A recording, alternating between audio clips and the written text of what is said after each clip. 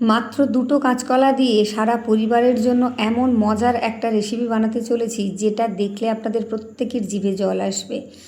আজকে কাঁচকলার ভর্তা রেসিপি আপনাদের সাথে শেয়ার করব, যেটা গরম ভাতের সাথে একদম জমে যাবে। যারা কখনো কাঁচকলা খেতে পছন্দ করে না তারাও চেটেপুটে খাবে। তাহলে চলুন শুরু করি আজকের রেসিপি। নমস্কার বন্ধুরা, কেমন আছেন সবাই? ভালো তো? পাপিয়ার ঘরোয়া চ্যানেলটিতে সকলকে জানাই স্বাগত। আমি প্রথমেই দুখানা কাঁচকলা নিয়ে নিয়েছি। কাঁচকলাগুলো বেশ চওড়া চওড়া আর মোটা মোটা লম্বা লম্বা, কিন্তু ভেতরে কচি। দেখলে মনে হবে যে পাকা, কিন্তু তা নয়। কাঁচকলাগুলোর মাথার দিক, সামনের দিক আমি ফেলে দিয়েছি। এবার ভালো করে খোসাটাকে ছাড়িয়ে নেব। তবে একটু একটু যদি সবুজ অংশ গায়ে লেগে থাকে তাতেও কোনো সমস্যা নেই। আমি পিলার দিয়ে কাঁচকলার সমস্ত খোসাগুলো ছাড়িয়ে নিচ্ছি। আপনারা চাইলে এখানে বটি দিয়েও কেটে নিতে পারেন। এবার কাঁচকলাগুলোকে আমি মাঝখান থেকে কেটে টুকরো টুকরো করে কেটে নেব। বেশি মোটা মোটা করে কাটছি না, আমি একটু পাতলা করেই কাটছি, যাতে এটা খুব তাড়াতাড়ি সেদ্ধ হয়ে যায়। কাঁচকলা আমাদের খাওয়া কিন্তু ভীষণ উপকারী, এতে অনেক পরিমাণে আয়রন থাকে। তাই যারা কাঁচকলা খেতে পছন্দ করে না তাদের এইভাবে বানিয়ে দিন, দেখবেন তাদের পছন্দের তালিকায় কিন্তু কাঁচকলা স্থান পাবে। এইভাবে সমস্ত কাঁচকলাটাকে আমি ছোট ছোট টুকরো করে কেটে নিচ্ছি। তবে কাঁচকলা কেটে বেশিক্ষণ রাখা যায় না, এগুলো কালো হতে শুরু করে। এবার একটা বাটিতে আমি বেশ কিছুটা জল নিয়ে কাঁচকলাগুলোকে তুলে নিয়েছি। এবার ভালো করে একটু চটকে 2-3 বার জল পাল্টে এটাকে ধুয়ে নেব।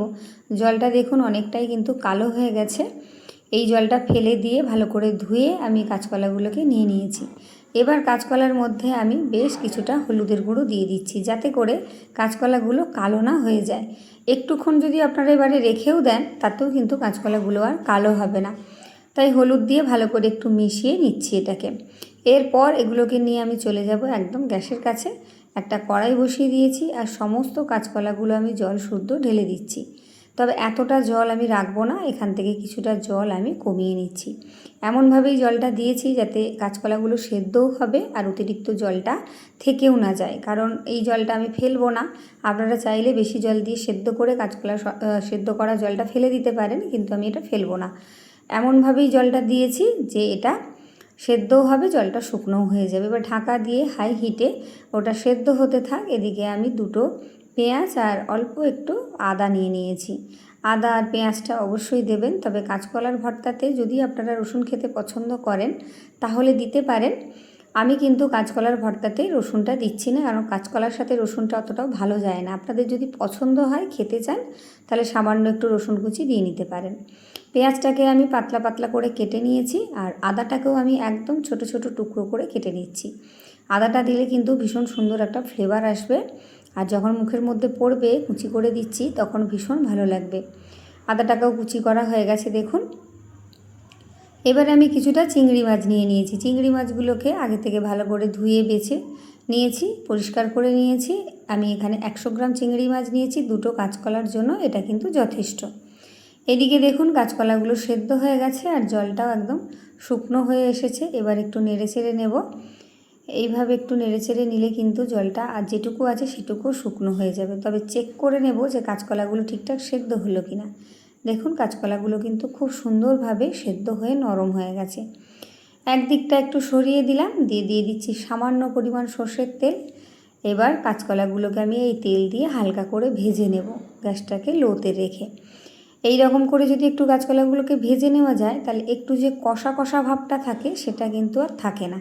আর কাঁচকলার যে একটু কালচে কালচে রং আসে সেটাও কিন্তু আর আসবে না। একটু হালকা করে নেড়েচেড়ে নিলেই হবে, মোটামুটি ওই 1 মিনিট মতো নাড়াচাড়া করলেই হবে।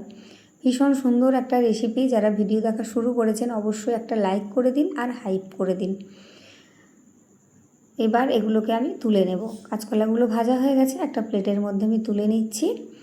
এবার এগুলোকে আমি ঠান্ডা হতে দেব। সমস্ত কাঁচকলাটাকে আমি ঠান্ডা করে নেব। এদিকে আরও একটা কড়াই আমি গ্যাসের ওপর বসিয়ে দিয়েছি। দিয়ে দিলাম সামান্য পরিমাণ তেল আর কয়েকটা শুকনো লঙ্কা। ঝালটা কিন্তু আপনারা কম বেশি করে নেবেন। যদি কাঁচা লঙ্কা দিতে চান দিতে পারেন, তবে আজকে কাঁচকলার ভর্তাটা শুকনো লঙ্কাতেই ভালো হবে। লঙ্কাগুলো একদম লাল লাল করে ভেজে তুলে রাখলাম। এবার ওই কড়াইতেই দিয়ে দেব আমি, ওই তেলের মধ্যেই দিয়ে দেব আমি পেঁয়াজ কুচিগুলো। পেঁয়াজগুলো দিয়ে আমি হালকা করে নেড়ে ছেড়ে এগুলোকে লাল লাল করে একটু ভেজে নেব।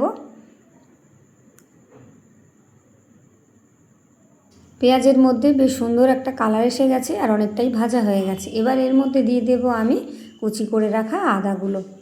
আদা পেঁয়াজটাকে আমি গ্যাসটাকে মিডিয়ামে রেখে ভালো করে একটু ভেজে নেব। যদি আমার রেসিপি বেশি ভালো লেগে থাকে তাহলে সবার মধ্যে একটু শেয়ার করে দেবেন, যাতে আপনার বন্ধু বান্ধব আত্মীয় পরিজন সবাই এরকম সুন্দর সুন্দর রেসিপি তৈরি করে খেতে পারে। আর আমার চ্যানেলে নানা রকমের রেসিপি আছে, চাইলে আপনারা গিয়ে দেখে আসতে পারেন। আদা আর পেঁয়াজ ভালো করে ভাজা হয়ে গেছে, সমস্তটাই আমি এবার একটা প্লেটের মধ্যে তুলে রাখলাম। এবার ওই তেলের মধ্যেই দিয়ে দেব আমি সামান্য পরিমাণ জিরে, গোটা জিরে, আর দিয়ে দেব আমি সামান্য পরিমাণ কালো জিরে। এদিকে চিংড়ি মাছগুলোতে আমি একটু নুন হলুদ মাখিয়ে নিয়েছিলাম, সেটা দিয়ে দিলাম। জিরে আর কালো জিরেটা ফোড়ন দিয়ে চিংড়ি মাছটা ভাজছি, তার কারণ আপনারা পরে বুঝতে পারবেন। ভিডিওটা দেখুন শেষ পর্যন্ত, স্কিপ না করে, না টেনে টেনে, তাহলে আপনারা কিন্তু একটা সুন্দর রেসিপি তৈরি করে নিতে পারবেন সহজে। আর স্কিপ করলে কিন্তু অনেক কিছু মিস করে যেতে পারেন।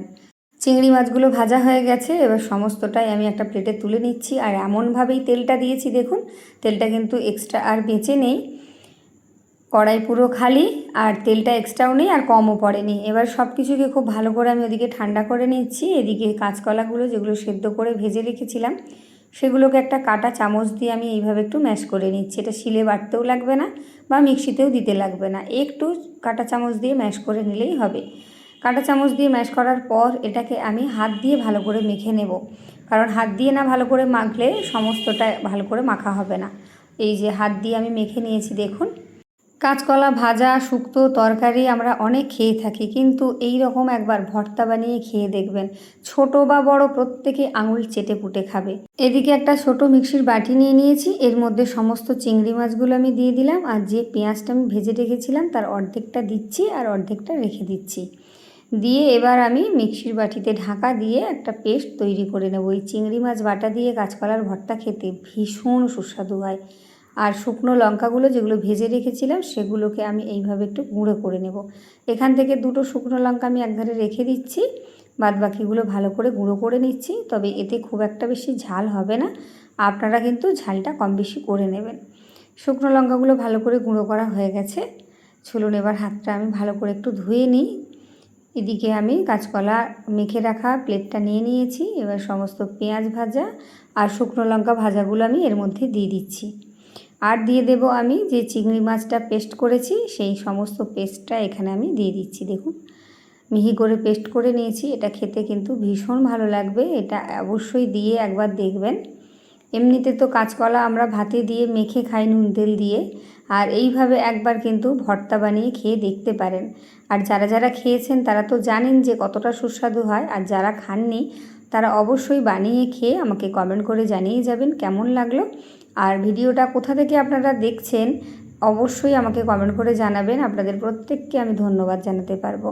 আর লাইক, কমেন্ট, শেয়ার আর সাবস্ক্রাইব করতে কিন্তু ভুলবেন না। যারা আমার চ্যানেলে নতুন আছেন, যদি রেসিপি ভালো লেগে থাকে তাহলে অবশ্যই চ্যানেলটা সাবস্ক্রাইব করে পাশে থাকা বেল আইকনটি প্রেস করে অল করে রাখবেন। আমার ভিডিও নোটিফিকেশান সবার আগে আপনার কাছে পৌঁছে যাবে। সমস্তটাই ভালো করে মেখে নিয়ে এক চিলতে লেবুর রস, কিছুটা ধনেপাতা কুচি আর স্বাদ মতো একটু নুন দিয়ে দিলাম। আর আমি কিন্তু এখানে কোনো রকম কাঁচা তেল ব্যবহার করিনি, ভাজার মধ্যে যেটুকু তেল ছিল সেটুকু দিয়েই কিন্তু আমি সমস্তটাই ভালো করে মেখে রেডি করে নিয়েছি। এবার নিয়ে নিলাম দুখানা শুকনো লঙ্কা, আর ওপর থেকে দিয়ে দিচ্ছি বেশ কিছুটা কাঁচা সর্ষের তেল। সর্ষের তেল আর লেবুর রসটা কিন্তু অবশ্যই দেবেন, ভীষণ ভালো লাগবে খেতে। আমার কিন্তু কাঁচকলার ভর্তা একদম রেডি হয়ে গেছে, গরম গরম ভাতের সাথে বা রুটির সাথে কিন্তু ভীষণ ভালো লাগবে। আর যাদের এই রেসিপিটা পছন্দ হয়েছে তাদেরকে অসংখ্য ধন্যবাদ। আবার নতুন বন্ধু, পুরনো বন্ধু যারা এতক্ষণ সময় দিয়ে রেসিপিটা দেখলেন তাদেরকে অসংখ্য অসংখ্য ধন্যবাদ। আজকের মতো টাটা, দেখা হচ্ছে আবার অন্য কোনো দিন অন্য কোনো রেসিপি নিয়ে। ধন্যবাদ।